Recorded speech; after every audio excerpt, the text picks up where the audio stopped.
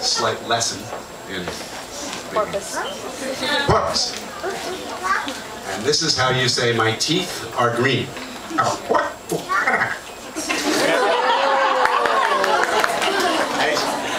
They think they're impressed because that sounded like real porpoise. Anyway, we're going to share this mic. We'll try to do this country style, turning backward.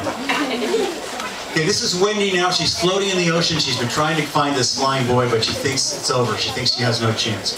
She awoke with a start. The porpoises were making a lot of noise. She opened her eyes, then quickly closed them to block the glare of the sun, now nearly overhead.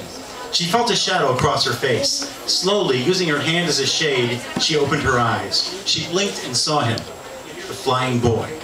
He hung suspended over her, perhaps 10 feet in the air. He wore tattered clothes, the pants and sleeves cut short, a knife tucked into his belt.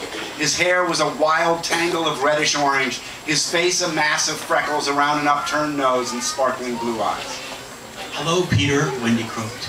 Instead of answering, he descended slowly, his feet crossed Indian style, until he was hovering right next to her. When he spoke, his voice was barely a whisper. "Molly," he said. "No," she said. "I'm her daughter." Peter nodded, and Wendy saw a flash of sadness in his eyes. I guess I know that after all this time. It's just that you look so much..."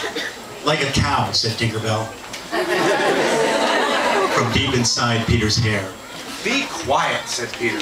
"What?" said Wendy. "Ignore her," said Peter, pointing toward his hair. Wendy eyed Peter's hair doubtfully, seeing nothing. "All right," she said, "but how did he find you?" "The porpoises," said Peter. They sent word to the island that there was a girl sent by Om. Om's a porpoise." "I know," said Wendy. "They said the girl was in trouble," continued Peter, "so I flew out here. Since they said girl, I figured it probably wasn't your mother, but I thought maybe..." He stopped, embarrassed. "Anyway," he went on, "the mollusks will be here soon with a canoe. They'll have you on the island in a couple of hours. Meanwhile, I brought you this." From inside his shirt, he pulled out a coconut with a hole plugged by a piece of wood. He unplugged it and handed it to Wendy. "Water," he said. Without a word, she grabbed the coconut and gulped until there wasn't a drop left. The water was warm, but she had never tasted better. "Thank you," she said finally, "and thank you for rescuing me." "It's nothing," said Peter, blushing. "No," said Wendy, "it's not nothing. Mother said you were very brave." "Did she?" said Peter. "Molly said that?" "Wake me up when this is over," said Tinkerbell. "What is that sound?" said Wendy. Like bells." Peter pointed to his head again. "It's Tinkerbell," he said. "She likes to sit on my head." Wendy peered at Peter's hair and saw a tiny, exquisitely beautiful face poking out of the curls with a deeply unhappy expression. "A fairy," Wendy exclaimed. Tink emitted a burst of bells that Peter chose not to translate literally. "She prefers the term bird woman," he said. "I see," said Wendy. "She's quite lovely." "Yes, I am," agreed Tink, "and you are a cow." "She says, thank you," said Peter, "but you were saying about Molly." Wendy's face grew somber. "My mother's in trouble," she said. "What kind of trouble?" "Years ago," said Wendy, "some very bad men came to your island, I'm told." Now Peter's face was somber too. "Yes," he said. "Peter, they're in England." But they can't be. They were destroyed. I was there when it happened." "That's what everyone thought, but they weren't destroyed. They're in England, and they've got my mother."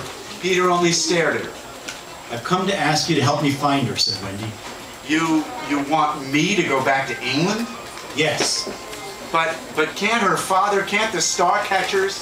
"My grandfather's very ill," said Wendy. "The Starcatchers have disbanded. That's why I've come to you, Peter. There's nobody else." "But if I go to England, what would I do?" said Peter. "I don't know," said Wendy. "That's quite a plan," said Tink. "Be quiet, Tink," said Peter. He stared into the distance for a minute, then another. Finally he said, "I'll have to think about it." "I see," said Wendy, her voice suddenly cool. "No," said Peter, stiffening, "I don't think you do. I've been on this island for more than 20 years. I've heard nothing from any of you Starcatchers, and now suddenly, when there's trouble, you ask me for help." "Yes," said Wendy, "I'm asking you to help your friends." "Whom I haven't seen for 20 years, said Peter. "I didn't know there was a limit on friendship," said Wendy. Peter didn't answer that. He stared out at the sea. A minute passed, and then Wendy spoke.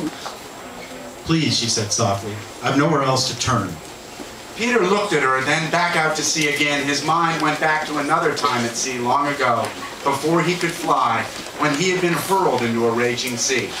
He would have drowned for certain had it not been for a brave girl who leaped from the deck of a ship, risking her own life to save his. That was Molly, the mother of this girl, who had come all this way to ask his help. He nodded his head once, then again more emphatically. Oh no, said Kate.